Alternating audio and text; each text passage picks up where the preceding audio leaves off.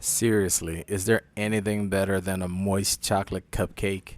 Now let's find out how you can do that yourself.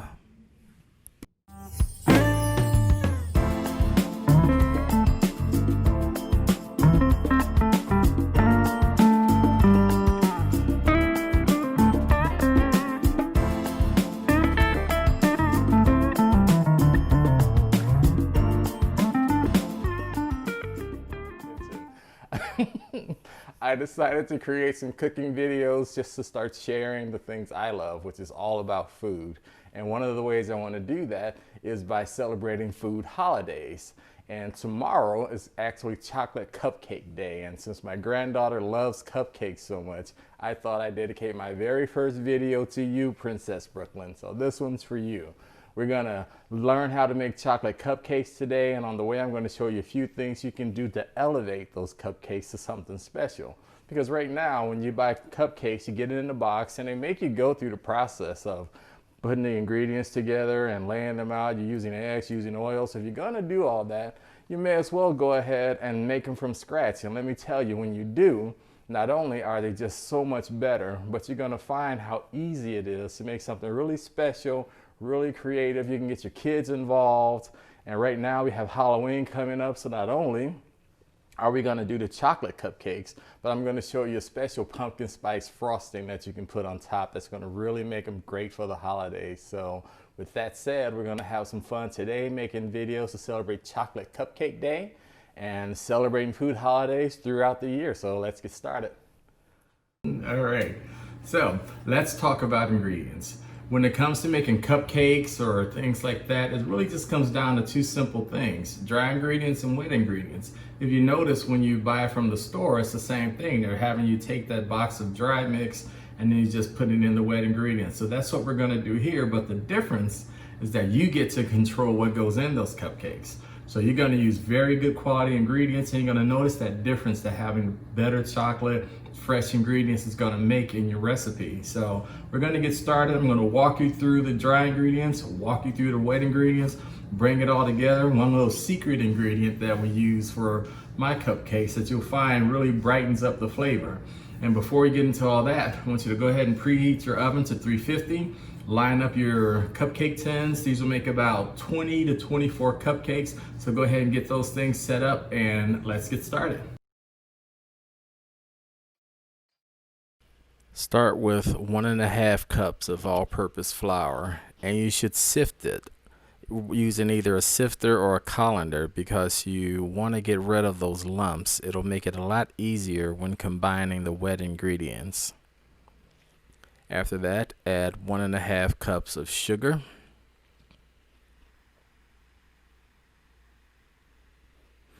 a cup, just a half cup of cocoa powder. And again, you want to go ahead and run that through a colander or something, because as you can see, the cocoa will be very lumpy, and you want to knock all those lumps out through a colander. I don't use a sifter because that's only for flour, and I don't want cocoa powder remnants to stay in the sifter. And then after that, what you want to do is add 1.5 teaspoons of baking powder, half teaspoon of baking soda, and a half teaspoon of salt. Take those ingredients and then you want to just give them a very good mix, combine them together, and then we'll put those aside and get ready for the wet ingredients.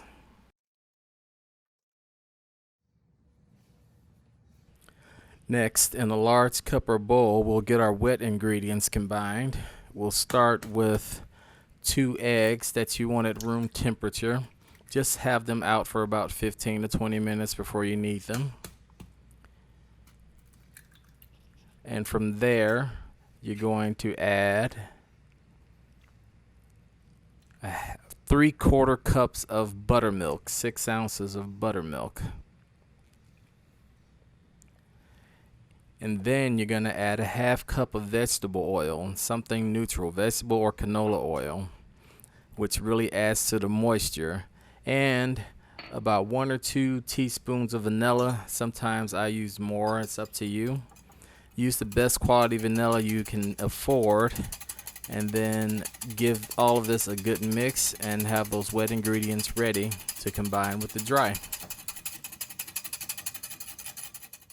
Now we're ready to combine the wet ingredients with the dry ones. So we'll start with adding that mixture of buttermilk and oil that adds that lasting moisture to the ingredients, and you'll just take your time, get them good and combined. And to this we're going to add a secret ingredient, which is a half cup of hot coffee.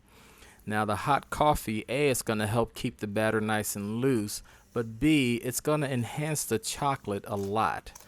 Think of it as having the same effect that salt would have on food. It brightens the food. That little bit of coffee is going to really brighten the chocolate without adding any coffee flavor to it.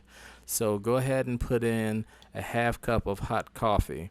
And if you need the batter, it's still too thick, just add some hot water to it. But you want this batter to be fairly loose before you begin adding it to the pan. You don't want a thick batter. You want it loose because it's going to rise and it's going to turn into something very special when it's a nice thin. At this point, you can see it's a very thin, loose batter. It's not watery, but it is thin, and that's what you want, something that'll apply nice and easily. And now it's just a matter of taking it and filling your muffin tins and getting it ready. Remember here, one thing to remember here that's very important is to only fill these about halfway to 3/4 full. You don't want to overfill these and have them rising over the muffin tin. You want a nice crown, and it's going to do that because these are going to rise a lot in the oven. So only fill them about halfway, no more than 3/4 full.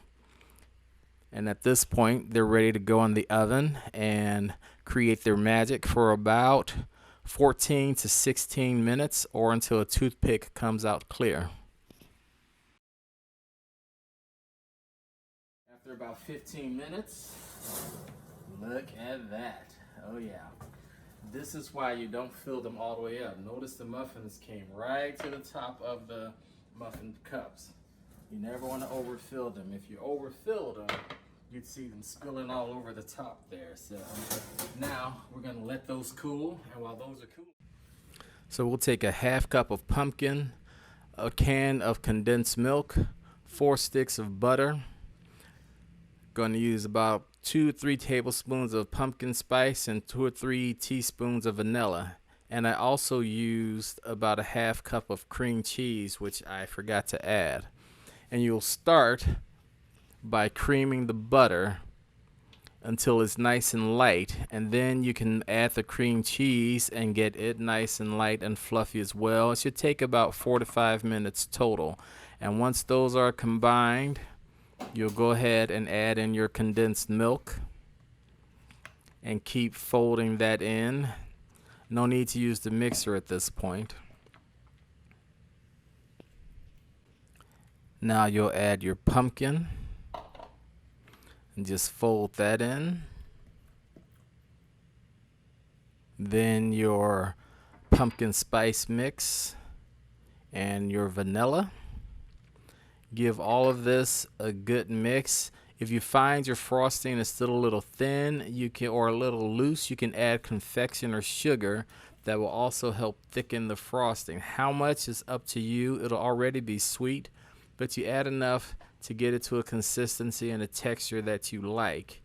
Give it a good mix and a folding, and then go ahead and take your mixer and give it a final quick mixing just to fluff it up again with the hand mixer, and you'll be ready to pipe it on to your cupcakes.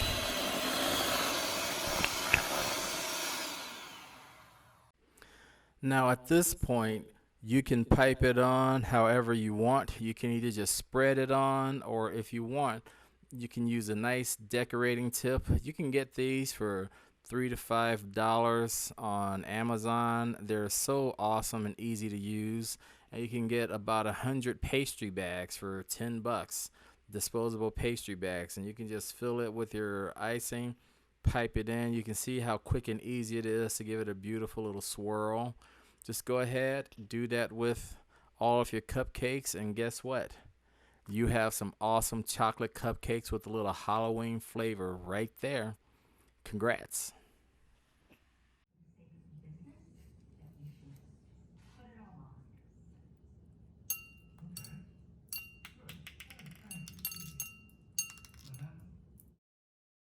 Look at that. A few pumpkins and bats and lots of Halloween magic. So there you have it, folks. If you like this video, please go ahead and click the subscribe button, and thanks for watching.